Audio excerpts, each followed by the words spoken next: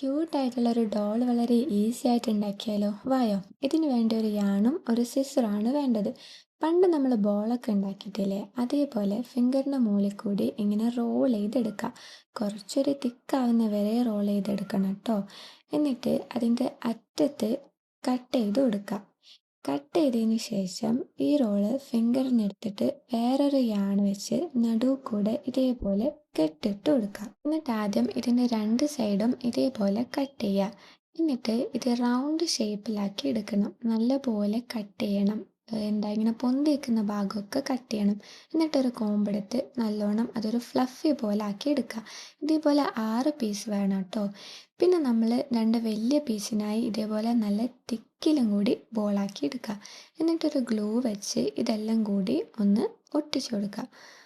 രണ്ട് കൈയും രണ്ട് കാലും രണ്ട് ചെവിയും ആട്ടോ ഒട്ടിച്ചു കൊടുക്കുന്നത്.